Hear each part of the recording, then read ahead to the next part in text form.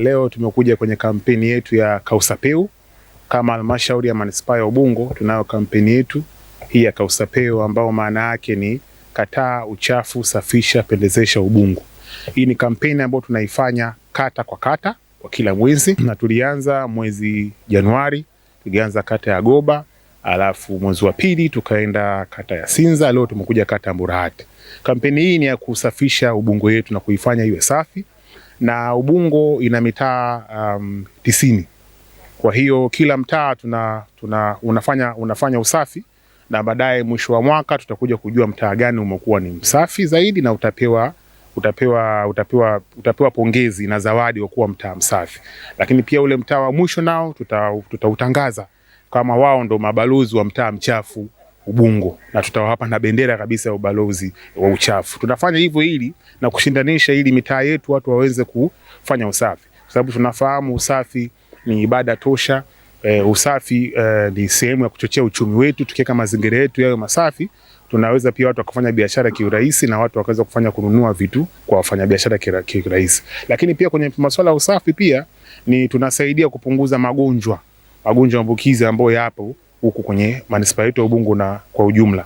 Kwa hiyo lengo ni kwamba tunawajitahidi watu wafanya usafi ili waweze kuweka mazingira yao mazuri.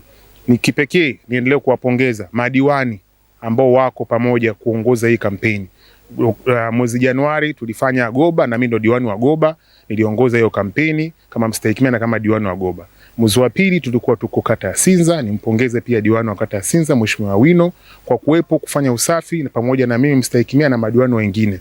Leo hii tuko kata ya Mburahati. Nichukue nafasi hii pia kumpongeza sana diwani wa kata ya Mburahati Mheshimiwa Beni, ambaye pia ameongoza hii kampeni pamoja na mimi mstahiki meya. Tumefanya wote kampeni, lakini pia tulikuwa tuko na naibu meya, tukafanya wote hii kampeni ya usafi. Tulianzia kwa upande huko Mburahati, tulianzia soko la Mburahati, tukafanya usafi pale kwa muda wote, lakini pia tumekuja hapa kwenye sehemu ya makaburi ya Mburahati hapa tumefanya usafi, na pia tumeungana na watu wengine wote ambao waliwazika wapenda wao. Kama tulivyosema, usafi ni ibada.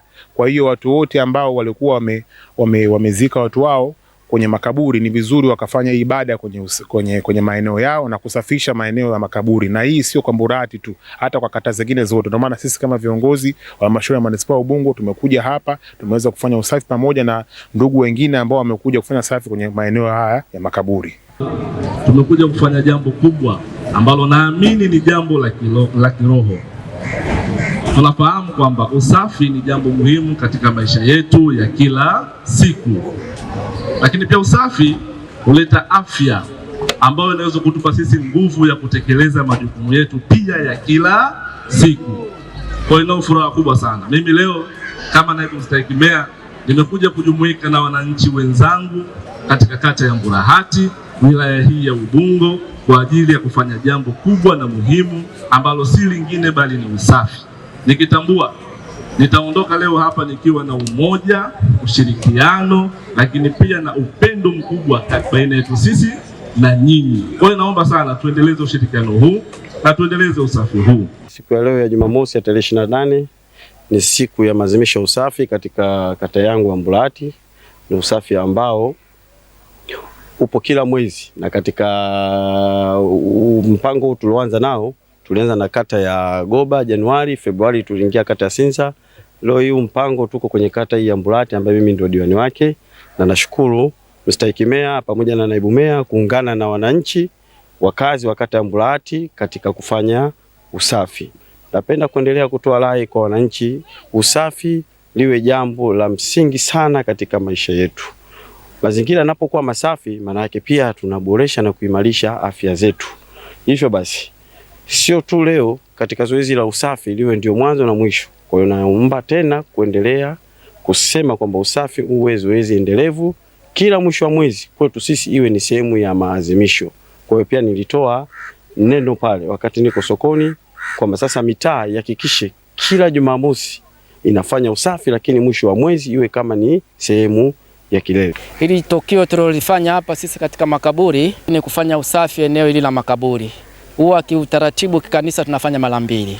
Tumefanya hii kipindi hiki cha mwezi huu wa 3 mwishoni, leo tarehe 28, na mwezi wa 10 tutafanya, afu tutawakumbuka sasa marehemu wote kwa kuwaombea kwa sala. Mara nyingi ikiwa kama kipindi hiki cha majitoleo ya Kwaresma, tunajitoa, tunaalikwa kama Wakristo au mtu yoyote anayeguswa kuja kufanya usafi hapa, kama ni makaburini, kama ni hivi, kwa inakuwa mara nyingi inakuwa hivyo. Lakini katika kazi ya kujitolea inakuwa ni ngumu sana mara nyingi sehemu zote. Lakini kwa upendo, kama una ile roho ya kusema sasa naenda kujitolea kwa bwana zangu hapa wamelala na mimi kesho na mimi nitalala, itabidi fanyaje? Nijitolee kwa Mwenyezi Mungu. Kwa hiyo tunaacha kila kitu na kuja kufanya kazi. Lakini mara nyingi mambo ya kujitolea inakuwa ni magumu sana. Ni magumu sana kwa sababu gani? Watu wanaona bora nikafanye kazi nipate hela, lakini wajue kuna hazina gani hapa, unapojitolea kunatoka kitu gani. Kwa mimi nawaalika ndugu zangu wote ambao unaposikia mambo ya kujitolea kufanya usafi, kitu chochote cha ushirikiano, tutoke kwa pamoja, tushirikiane pamoja kama familia ya Mungu, tuungane pamoja.